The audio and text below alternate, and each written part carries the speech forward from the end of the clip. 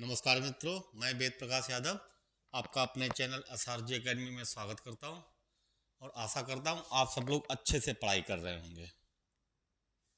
नहीं कर रहे तो करने लग जाइए। एग्ज़ाम की तारीख, यूपी पुलिस री एग्ज़ाम की तारीख जब आ जाएगी फिर कुछ नहीं होने वाला। जैसे आप लोग पहले कर रहे थे कि पहले वैकेंसी आए, उसके बाद वैकेंसी जब आई फिर फॉर्म पढ़े, फिर फॉर्म पड़ गए, फिर एडमिट कार्ड आए। पहले तो विश्वास ही नहीं हो रहा था लड़कों को। पेपर तुम लोगों का ऐसे ही नहीं खराब हुआ था, पेपर इसीलिए खराब हुआ था तो आपको पहले विश्वास करना होगा। अब मतलब भर्ती बोर्ड ने 6 महीने का टाइम दिया है तो आपकी तैयारी थी पहले क्या? नहीं थी।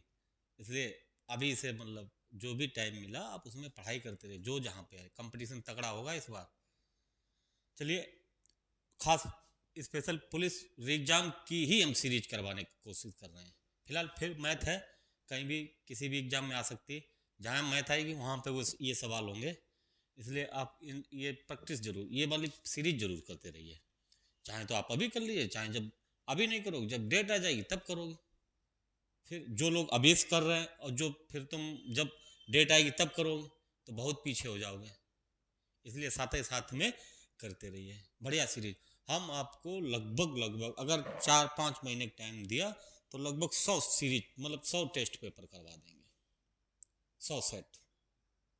अब सोच लीजिए, अगर एक चैप्टर के हम डेली, पहली बात तो हमारी कोशिश रहती कि 2 सवाल, अभी कुछ चैप्टर हैं, आधे की मतलब ऐसे करके करवा दें।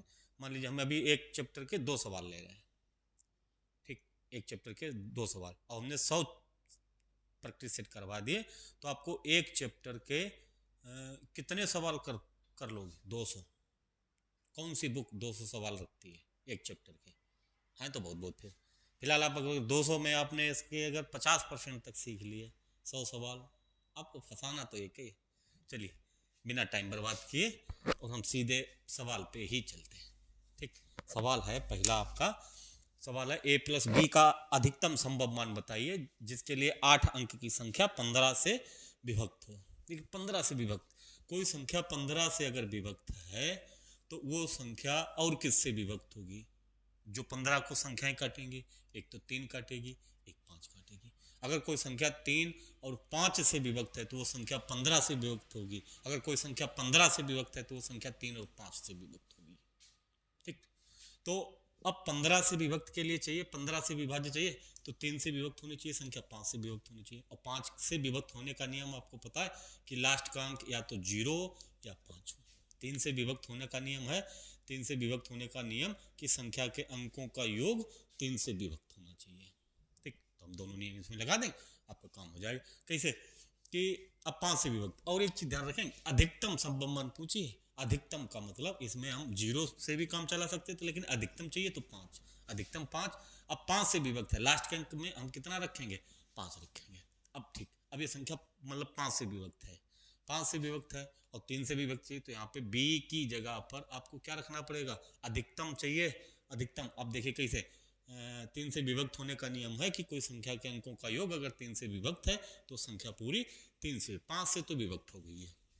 अब 3 से विभक्त होने का नियम, तो 5 और 3 8, 2 10, 3 13, 13 4 17, 1 18। अभी 18 है, आप इसमें 0 b की जगह पर 0 रख के काम चला सकते, लेकिन अधिकतम चाहिए तो अब 18 में कोई ऐसी अधिकतम संख्या जोड़ें कि 3 से विभक्त भी हो। तो अधिकतम मतलब 1 से 9 तक में अधिकतम आप 9 रख लीजिए। आपने b की जगह पर 9 रखा तो 18 और 9 27, 18 9 27 मतलब इसके अंकों का योग 3 से विभक्त है। मतलब क्या हुआ कि b की वैल्यू 9 और a की वैल्यू 5, a की वैल्यू 5 और b की वैल्यू 9। a प्लस b चाहिए आपको 5 और प्लस 9, मतलब कितना चाहिए? 14। आंसर हो गया। ठीक, ऐसे करके डेली मतलब ऐसे सवाल आ रहे हैं तो आपको मतलब डेली अगर जुड़े रहेंगे तो फिर मैथ का काम खत्म हो जाएगा आपका। चलिए, अगला सवाल है, निम्न में कौन सी संख्या 3 से विभक्त है? 3 से विभक्त होने का नियम है कि अंकों का योग 3 से विभक्त हो। देख लीजिए किसमें 3 से अंकों का योग विभक्त हो रहा है। तो 3, जैसे ये 3 कट गए, ये 6, ये 3 6, ये 3 कट गए। अब 2 2 4, 4 5 9 ये भी कटेगा, 7 नहीं कटेगा, 7 नहीं कटे तो ये 3 से विभक्त नहीं है। अब जैसे 3 कट रहे, 9 कट जाएंगे, 3 4 और 2 6 कट जाएंगे, 7 5 12 ये पूरी कट गई। इसमें ये 3 से कट रही, ये 3 से कट रही, 4 5 9 ये भी कट रही, 7 बच गए, नहीं कटेगी, ये 3 से विभाज्य नहीं है, ये नहीं विभाज्य है, ये थी, इसको भी चेक कर लेते, 9 और 3 6 4 2 6 8 5 13 ये नहीं कटेगी। तो 3 से विभक्त होने वाली संख्या कौन सी थी? 37 45 932। अगला सवाल है 222 642 1062 का मासा बताओ। 222 642 और 1062 का मासा चाहिए। मासा का मतलब होता मासा महत्तम समाप वर्ग, ठीक। मासा का मतलब वह बड़ी से बड़ी संख्या, वह बड़ी से बड़ी संख्या जो दी गई संख्याओं को मतलब इनको पूर्णतया विभक्त करे, इनको पूर्णतया विभक्त करे, बड़ी से बड़ी संख्या। अब बड़ी से बड़ी संख्या ये 4 विकल्प हैं आपके, इनमें देख लीजिए कौन सी बड़ी से बड़ी संख्या है जो इन सबको विभक्त करे। तो इसमें हम देखेंगे सबसे बड़ी संख्या कौन सी है? 8 है। अगर ये 8 से कट रही, तीनों कटनी चाहिए, ठीक। तो 8 दूनी 16, 6 नहीं, ठीक, 8 नहीं होगा, 6 6 3 18, 4 6 7 42 सही है, 6 कन 6 6 4 46, 6 7 42 4 46 6। अब इन दोनों में, अब जैसे 6 और 4 ये दोनों संख्याएं, ये तीनों संख्याएं, इन तीनों संख्याओं को काटेंगे एक एक करके। अब इनमें कौन सी चाहिए? बड़ी से बड़ी, बड़ी से बड़ी का मतलब 6। कितना आंसर होगा? 6। आगे 15 24 35 54, 15 24 35 54 का लासा बताइए। लासा का मतलब वह छोटी से छोटी संख्या, लासा का मतलब वह छोटी से छोटी संख्या जो दी गई संख्याओं से मतलब इनसे पूर्णतया विभक्त हो। इनसे पूर्णतया विभक्त चाहिए। अगर आपको कुछ ना समझ में आए तो आप 15 24 35 और 54 को ऐसे करके आप लासा निकाल दीजिए, इसे फैक्टर करके निकाल देते हैं। अगर थोड़ा बहुत समझ में आ रहा कि 15 24 35 54 से विभक्त चाहिए तो हम सबसे पहले हम देखेंगे कि ये संख्याएं तो हैं, इनमें तो कोई एक आंसर है। अब इनमें जो आंसर है तो हम पहले एक कुछ छोटी संख्या से इन सबको काट के देख लेते हैं। अगर जैसे मान लीजिए कुछ ऑप्शन में डिलीट करें पहले, जैसे 15 चौको 60, 15 चौको 60, 5 बचे 57, 15 ત્યાં ये कट जाएगी, 15 ત્યાં 45, 11 45 11 117, 15 7 105 ये भी कट जाएगी, 15 से 15 अपना 75, 15 ये कट जाएगी, 15 से सब कट रही, ठीक। तो 24 से कटने का नियम है कि संख्या 3 से भी कटे और 8 से भी कटे। 3 से कटने का नियम अंकों का योग 3 से करना चाहिए। 7 5 12 6 18, 7 6 13 5 18, 7 5 12 7 5 12 6 18 3 से कटे। 8 से कटने का नियम है कि लास्ट के 3 अंक किससे कटे? 8 से, तब संख्या 8 से विभक्त होती। अब लास्ट के 3 अंक इसके 8 से नहीं कटेंगे, ठीक। इसके भी 8 8 64 3 नहीं कटेंगे, 8 6 48 नहीं, फिर सीधी सी बात। अगर ना समझ आए तो आप इसे निकाल दीजिए, 7560 होगा लासा। अगला, एक कक्षा में 60 छात्रों का औसत अंक 62 है और लड़का और लड़कियों का औसत 60 65 है, ठीक। एक कक्षा में टोटल छात्र कितने हैं? 60। औसत अंक उनका कितना है? 62 है, ठीक। आप पहले इसको बेसिक से देख लीजिए कि टोटल कितने लड़के हैं? 60। एवरेज कितना है? 62। टोटल योग कितना? 6 दूनी 12, 6 छरंग 36 1 37, 6 दूनी 12, 6 छरंग 36 और 1 37, 3720। अब इन 60 में कुछ लड़के और कुछ लड़कियां हैं। अगर x लड़के हैं तो लड़कियां कितनी होंगी? 60 माइनस x बता रहा है अभी भैया, वही वाला बता रहा है लॉजिक। देखिए लड़के कितने? x, लड़कियां कितनी? 60 माइनस x जो बची। अब लड़कों का एवरेज कितना है? 60, तो ये कितना इनका योग होगा? 60x। लड़कियां कितनी है? 65, तो आप इसमें 65 का गुणा कर दीजिए, 65 का गुणा और ये 60x, 65 का जब गुणा करेंगे तो 65x माइनस के 65x, और ये 6 पंचे 30 और 6 चरंग 36 3 39, 6 पंचे 30 और 6 चरंग 36 3 39, 390। ये टोटल योग कितना होगा? 3720 होगा, ठीक। अब ये माइनस के हैं, 65, ये गुणा गड़बड़ है। 6 पंचे 30, 6 छरंग 36, 3 39, एक जीरो 3900, सही है 39, एक जीरो बोला जीरो। ठीक, अब 60 से 65 घटेंगे तो -5 बचेंगे।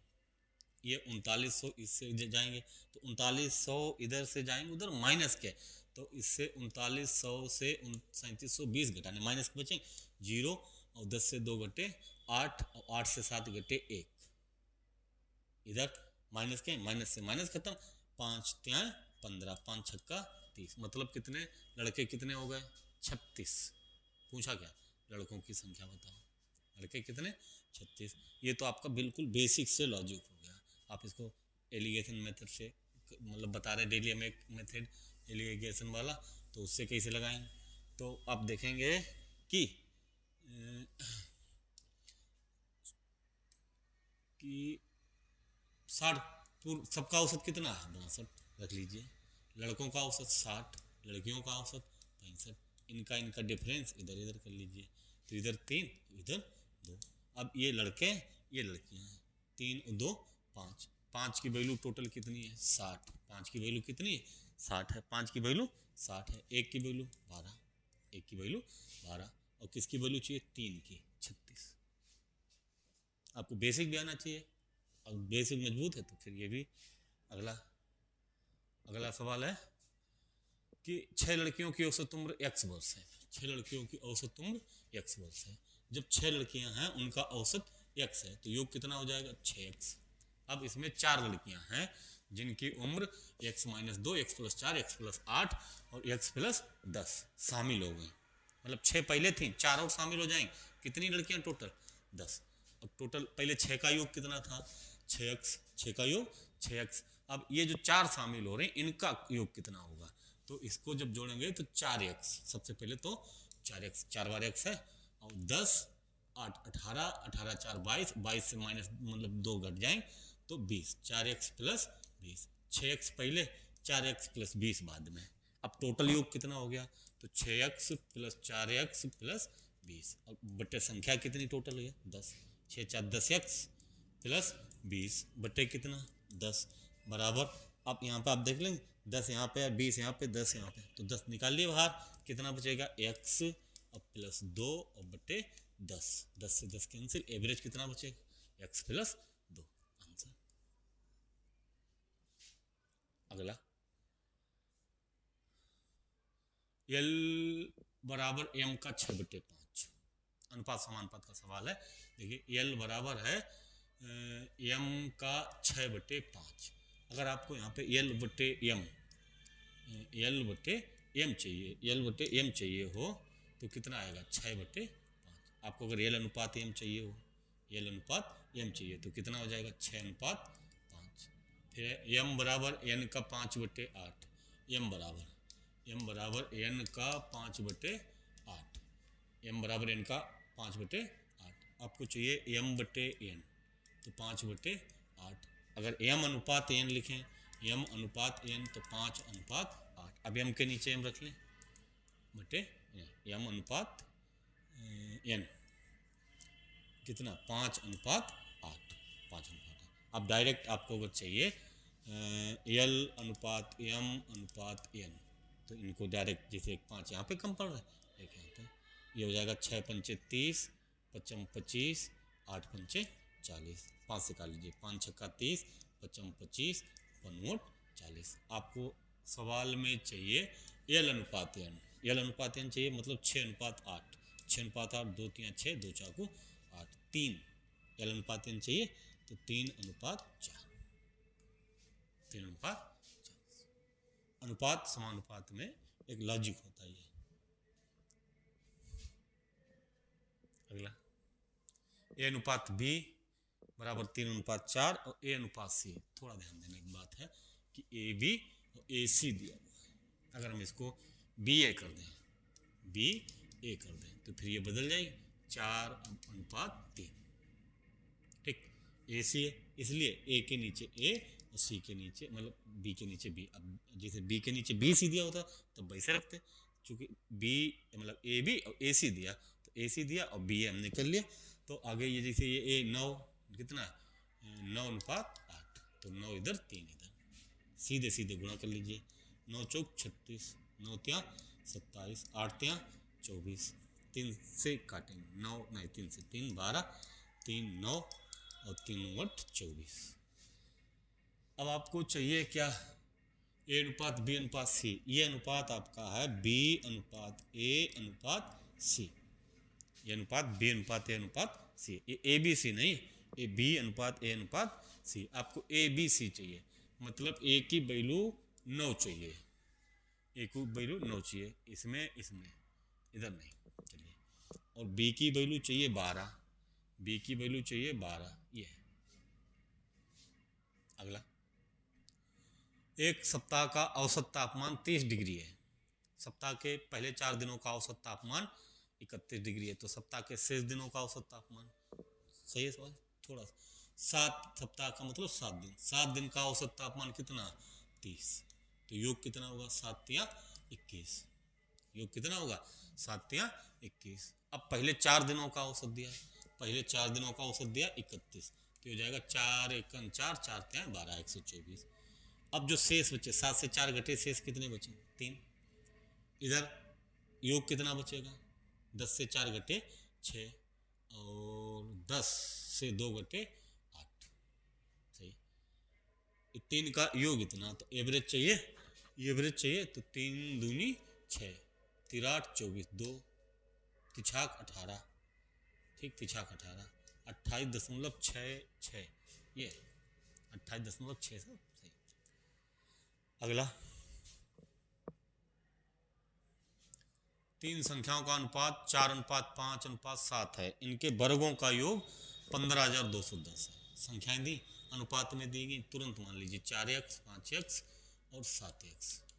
अब इनके वर्गों का योग, इनके वर्गों का योग मतलब इनके वर्गों का योग, अब इसका वर्ग हो जाएगा 4 चौकू 16 और x स्क्वायर, इसका 55 25 और x स्क्वायर, इसका 7 सत्ते 49, 7 सत्ते 49 एक्स स्क्वायर, ठीक, 16 25 41 49 90 90 एक्स स्क्वायर, इनका योग कितना दिया 15,210, 15,210, बिंदी से बिंदी, 9 से 9 एकन 9, 6 62, 9 छंग 54, 8 9 नेम 81, मतलब एक्स स्क्वायर बराबर 169।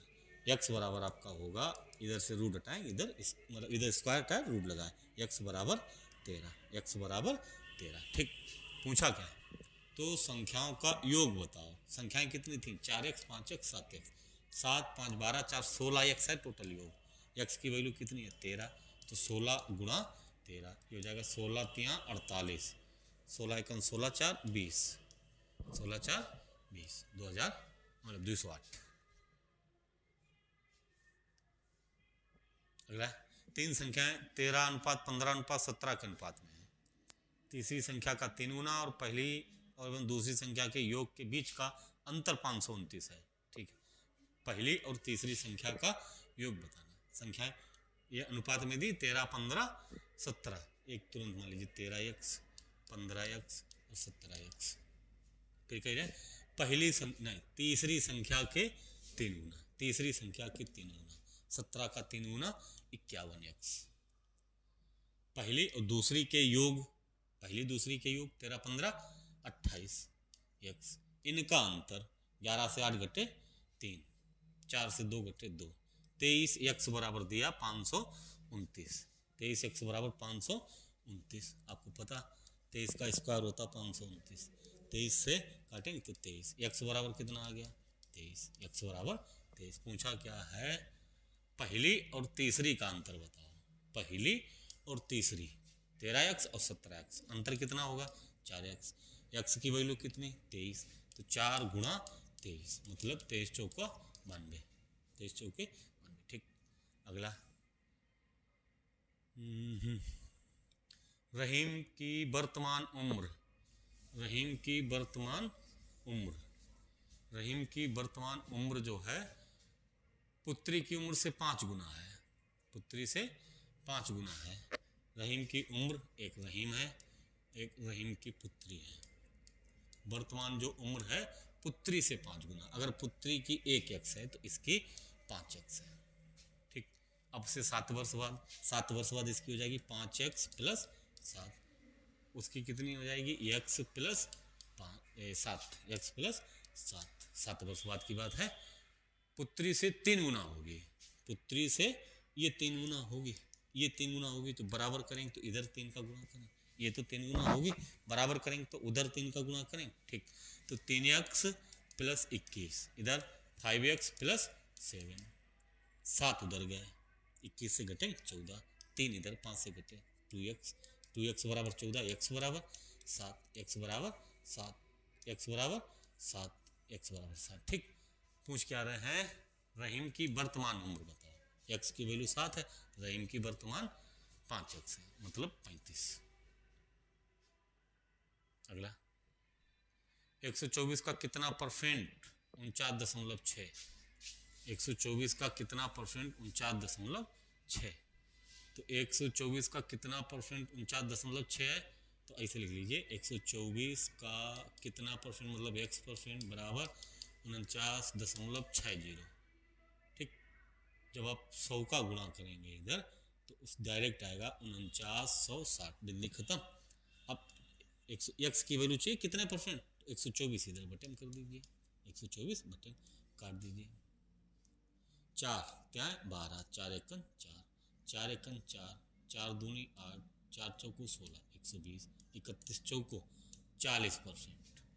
आप ऐसे भी कर सकते थे कि जो 49.60 है 124 का कितने परसेंट है, तो गुणा में 100, दशमलव से ये 0 खत्म, बात हो जाएगी। आगे ए बी से 25% दिखा है, बी सी से 40% कम है, सी डी से 20% दिखा है, ए डी से कितना परसेंट कम है। 4 संख्या है A B C, A B C और डी, ए बी सी और डी, सही है, चलो ए बी सी डी। ठीक, अब बात है भैया कि देखिए सी डी से 20% अधिक है, अगर ये 100 है तो 20% अधिक का मतलब 120। ठीक, और बी सी से 40% कम है, बी सी से जो है 40% कम है, तो 120 से 40% कम का मतलब 60%, मतलब सीधी 72। बी सी से 40% कम है, अगर 120 है तो 72 है। और ए बी से 25% अधिक है, 72 को 25% बढ़ाएं तो आप सीधे 90, आप बढ़ा लीजिए 72 को 25%, 125 बटे, तो आपको पता है 25% के 1/4, 1/4 18, मतलब 72 का 1/4 18, 18 इसमें जोड़ दीजिए 90। आप ऐसे कर लीजिए 25 पंजे 25 चौको 4 से काटे 18, 18 पंजे 90। पूछ रहे हैं भैया कि ए डी से कितना परसेंट कम है, ए 90 है और डी 100 है, कितने परसेंट कम है। ठीक, आगे एक आदमी एक साइकिल को 10% की हानि पर 999 में बेचता, पहले क्रयमूल्य निकाल लीजिए, क्रयमूल्य जो भी है, छोटे छोटे सवाल हैं, इनसे ही आपको बड़े सवाल करवाएंगे। अब छोटे छोटे सवाल पहले करना सीख लीजिए, इनसे ही बड़े सवाल करवाएंगे। ठीक, तो क्रयमूल्य जो भी है 100% है, 10% हानि कम कर दीजिए, 90% बचे, बराबर 990, एक बिंदी कट, 9 से ये काटे 1 1 1, मतलब 1100। क्रयमूल्य कितना है 1100, 24% का लाभ चाहिए, 1100 को 24% का लाभ मतलब 124 बटे 100, 1 2 बिंदी इधर, 11 चौक 44, 11 दूनी 22 4 26, 11 कम 11 और 2 13, 1364 कहाँ है 11, 1364 कितने कीमत पर बेचना चाहिए। अगला अनिल एक कमीज को 1400 में खरीदता है, 15% की हानि पर बेच देता, सही, 1400 को 15% हानि मतलब 85%, 14 पंचे 70, 14 पंचे 70 और 14 अट्ठे 14 अट्ठे 14 अट्ठे 112 और 7 119, 1190 कहाँ है। आगे अब देखिए वीडियो को, मतलब बेशक आप डबल की स्पीड में, पहले तो डबल की स्पीड में देखे, नहीं समझ में आई, छोटे छोटे सवाल हैं भैया, आपको मैथ नहीं आती है और सीखनी पड़ेगी। अगर मैथ आती होती तो वहाँ पे जो धरना धर रहे थे लड़के उतने नहीं धरना धर, चूंकि सबका पेपर खराब हुआ, सबका पेपर, जिनका पेपर अच्छा हुआ बेचारे शांति दिन दुआ बना रहे भगवान कैंसिल ना हो, जिनका थोड़ा बहुत मतलब थोड़ा बहुत पूरा खराब हुआ धरना धर रहे, जिनका अच्छा हुआ तो मतलब दुआ बना रहे कि कैंसिल ना हो। अब उनका भी जिनका अच्छा हुआ फिर अच्छा करेंगे, लेकिन तुम लोग जो पढ़ नहीं रहे हैं, जो मतलब अभी सोच रहे हैं कि एग्जाम डेट आने दीजिए, तब कुछ नहीं होगा। ठीक, अगला, ए बी किसी व्यापार को 75,500 लगाकर शुरू करते हैं। ए बी से 3500 अधिक, बी सी से 4500 अधिक लगाता है, कुल लाभ 45,300 है। ए का भाग बताओ। ठीक, समय दिया नहीं गया इनका, समय की बातें नहीं करेंगे। ठीक, जो पूंजी है लाभ बराबर कल बताए थे पूंजी गुणा समय, लाभ बराबर पूंजी गुणा समय। अब ए बी सी 3 बंदे हैं, ए बी सी 3 बंदे। अब बी ने सी से कितना अधिक, बी सी से 4500 अधिक, अगर इसने x रुपया लगाया तो ये कितना लगाएगा, x प्लस 4500। ए बी से 3500 अधिक, ए बी से 3500 अधिक तो कितना, x प्लस इससे 3500 अधिक, 3500 इसमें जोड़ देंगे तो 500, 5000 और 3000, 8000, x प्लस 8000। इन तीनों की कुल सम्मिलित पूंजी है 75,500। x x x मतलब 3x, 8000 और 4000, 12,500 मतलब 12,500 बराबर कितना, 75,500। 12,500 75,500 से घटेंगे, 12,500 घटे तो बचेंगे 0 0 0, 5 से 2 घटे 3, 7 से 1 घटे 6, मतलब 3x बराबर 63,000, x बराबर 21,000, x बराबर 21,000। अब समझिए, अगर इसने 21,000 लगाए तो बी सी से 4500 अधिक 4,500 अधिक, तो मतलब 21 4 25,500 इसने लगाए, 4,500 अधिक 4 25 4,500। अब ए से बी 3500 अधिक, जब इसमें 3500 जोड़ेंगे तो 500 जोड़ दिए 26 3 29, 29,000 इसने लगाए। ठीक, अब इनका जो लाभ में अनुपात होगा इनके पूंजी के रेशियो में ही होगा। इनकी पूंजी के रेशियो मतलब इनका इसे रेशियो निकाल लीजिए, ये हो जाएगा 5 25 4 5 40, 5 25 5 1 5, 5 चौको 20 5 दूनी 10, 58 51 और 42। इन सब मतलब इनका लाभ का अनुपात है। ये सब लाभ मिलके 45,300 है, मतलब 8 1 9 2 11, 9 2 11, 6 5 11 4 15, 151 की वैल्यू है 45,300, 45,300। 3 गुना 3 1 3 तिप्चे 15, 3 1 3 1 4, मतलब 300 गुना है। ठीक, एक यूनिट की वैल्यू कितनी है 300, भाग किसका चाहिए, ए का, मतलब 58, 58 गुणा 300, 58 गुणा 300 तो 3 24, तिप्चे 15 और 2 17, 17,400 ये है, 17,400। अगला, ए ने 5400 की पूंजी के साथ एक व्यापार शुरू किया। ठीक, और 4 महीना और 6 महीना बाद बी और सी को शामिल किया। वर्ष के अंत में लाभ को 1:4:5 में बांटा, 1:4:5 में बांटा। ठीक, 1:4:5 में बांटा। बी और सी द्वारा निवेश की गई पूंजी का योग बताओ। बढ़िया सवाल, थोड़ा बढ़िया सवाल। ठीक, चलिए देखें, एक मिनट।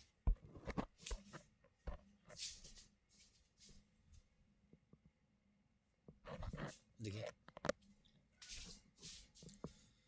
ए ने टोटल पूंजी लगाई है 5400। अब बी और सी की पूंजी पता नहीं।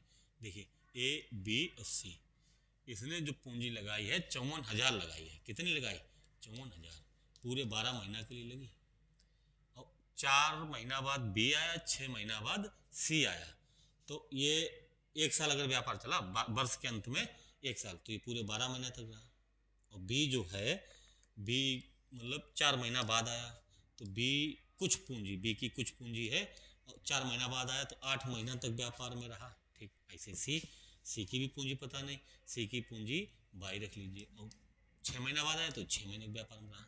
ठीक, अच्छा ये x 1000, 22,000, 54,000, हजार है। ठीक, तो थोड़ी देर के लिए आ जाएगा, ये 1000 खत्म कर दें, 54,000, x 1000, 22,000। ठीक, आगे तो अब इनके लाभ का अनुपात है। पहले देखिए ये 1:4 किसका है, ए और बी का है, तो इसको रखेंगे 54 गुणा 12 बटे x इंटू 8 बराबर कितना, 1/4, 1:4 है, तो यहाँ से निकाल लीजिए 4 4 4 4 दूनी 8, 2 6 12, 6 x बराबर हो जाएगा 6 चौक 24, 6 पंचे 30 और 2 32, 324,000। बी की पूंजी कितनी आ गई, नहीं हाँ बी की पूंजी 324,000 कटे तो इसमें 1000 है, इतना ध्यान देना। अब ए और सी का दिया अनुपात, ए सी का दिया या बी सी का रख लीजिए, 4 5 रख लीजिए, ए सी का रख लीजिए। ए सी का मतलब 54 और गुणा में 12 और सी का कितना 22 गुणा में 6 बराबर कितना 1/5, 1:5, 6 दूनी 12, 5 दूनी 10, 5 40, मतलब 540,000, 540,000, 5,40,000, 3,24,000। ठीक, पूछ के आ रहे हैं बी और सी का योग बताओ, तो 4 4 2 6 5 3 8, 864,000, 8,64,000, 8,64,000। समझने लायक सवाल है। अगला ए बी वेतन का योग 43,000 है, ए और बी के वेतन का योग, ए बी के कुल वेतन का योग 43,000 है। ठीक, ए अपने वेतन का 95% खर्च करता, ए का वेतन ए है 95% खर्च कर दिया, कितने परसेंट बचाया 5% बचाया। और बी ने 80% खर्च कर दिया तो 20% बचाया। इनकी बचत है ये, और बचत बराबर है, उनकी बचत समान है, बचत बराबर है।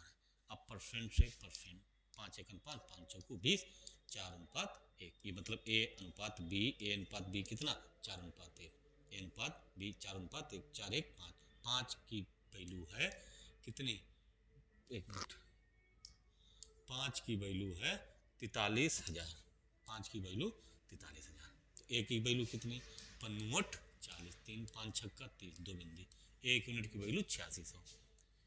ए का वेतन चाहिए 4 बराबर चाहिए, 4 का गुणा कर दीजिए, 4 6 24, 4 8 32 और 2 34, तो 0, 34,400, 34,400। और चलिए, राधा अपनी आय का 25% बचत करती है, उसके व्यय में 20% की वृद्धि हुई और आय में 29% की वृद्धि हुई, आय में 29% की वृद्धि हुई, तो बचत में वृद्धि बताओ। ठीक, राधा मान लीजिए 100 रुपया कमाती है और 25% बचत करती है, 25% बचत करते तो 75% खर्चा है। ठीक, उसके व्यय में 20% की वृद्धि है, 75 को आप 20% बढ़ाएं तो 120/100, व्यय कितना होने लगा 25 × 75, 25 चौको 100, 4 × 12, ठीक 30 × 90, पहले 75 व्यय था, 20% बढ़ के 90, पहले 75 व्यय अब 20% बढ़ के कितना 90।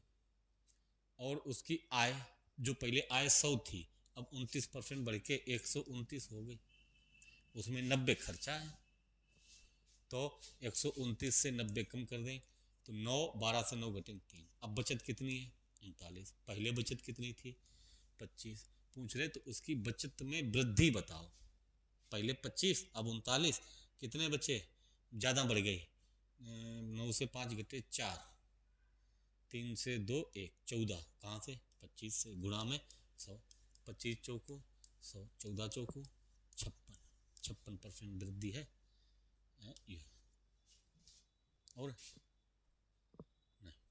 ठीक, चलिए आप अगर ऐसे ही मतलब ये छोटे छोटे वीडियो हमने बोला कि एक बार जम जाने दीजिए यूट्यूब पे, अच्छे अच्छे सवाल ऐसे आपको एक बार कैसे भी हाथ हमारा सेट हो जाए, मैथ में फिर दिक्कत नहीं होगी। चलिए, और आपको अगर वीडियो अच्छा लगे तो चैनल को लाइक करें, सब्सक्राइब जरूर करें, सब्सक्राइब कर दें भैया, मतलब जो चैनल है आप लोगों के ऊपर ही है, अगर आप चाहेंगे तो बड़ा हो जाएगा, नहीं चाहेंगे तो फिर नहीं बड़ा होगा।